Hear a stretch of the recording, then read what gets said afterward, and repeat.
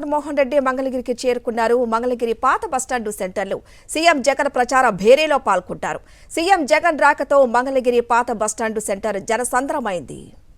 2019లో ఇదే మంగళగిరి లోకేష్ గారికి ఎలాంటి పరాభవం చూపించిందో ఇంకా చరిత్ర మర్చిపోలేదు. అదేవిధంగా ఈ 2024 ఎన్నికల్లో మరొకసారి ఈ మంగళగిరి ప్రజలందరూ కూడా జగనన్న వెంటనే ఉంటాం, ఫ్యాన్ గుర్తుకే అండగా ఉంటామంటూ ఒక బీసీ సామాజిక వర్గానికి చెందినటువంటి శ్రీమతి మురుగుడు లావణ్య గారిని మళ్ళా తిరిగి లోకేష్ గారి మీద అశేషమైనటువంటి ఓట్ల మెజార్టీతో గెలిపించడానికి సిద్ధమైనటువంటి మీ అందరికీ కూడా మళ్ళా నేను ధన్యవాదాలు తెలియజేసుకుంటా ఉన్నా. తిరిగి మీరందరూ కూడా వైఎస్ఆర్ కాంగ్రెస్ పార్టీకి ఆ రోజున అండగా నిలబడ్డప్పుడు 2019, 2024లో జగనన్నను ముఖ్యమంత్రిగా చేసుకున్న తర్వాత ఇవాళ ఈ రోడ్డుని చూడమని చెప్తా ఉన్నా నారా లోకేష్ గారికి.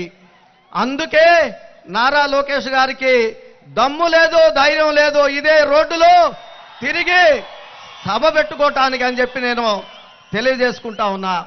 మరి మొన్న ఈ మధ్య చెడతలు వాయించుకోవటానికి చిత్తూరు వెళ్ళాడంట ఒక ఆయన. ఏం చెప్పాడండి, అక్కడికి వెళ్ళి చెడతలు వాయిస్తా మార్చి 9వ తారీఖున జరిగే ఎన్నికల్లో సైకిల్ గుర్తు ఓటు వేయమని చెప్పి కోరుకున్నాడు. అంతే, ఖచ్చితంగా మార్చి 9న జరిగే ఎన్నికల్లో ఈ రాష్ట్ర ప్రజలు తెలుగుదేశానికి ఓటేసేశారు. అయిపోయింది.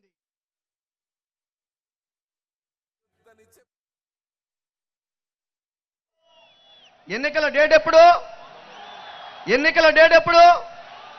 మే 13వ తారీఖున జరిగే ఎన్నికల్లో ఖచ్చితంగా మీరందరూ మనందరం కూడా ఫ్యాన్ గుర్తుకే ఓట్లు వేసి మంగళగిరికి నుంచి శాసనసభకు నిలబడుతున్నటువంటి సోదరి బీసీ సామాజిక వర్గానికి, అందులో మరీ ముఖ్యంగా చేనేత సామాజిక వర్గానికి చెందినటువంటి శ్రీమతి మురుగుడు లావణ్య గారికి మీరు, నేను, మన అందరం కూడా ఓట్లు వేసి, అదేవిధంగా పార్లమెంటు సభ్యుడిగా పోటీ చేస్తున్నటువంటి కిలారి వెంకటరోసే గారికి మనం ఫ్యాన్ గుర్తు మీద ఓట్లు వేసి ఇద్దరిని కూడా అఖండమైనటువంటి ఓట్ల మెజార్టీతో గెలిపించమని చెప్పి నేను కోరుకుంటా ఉన్నా.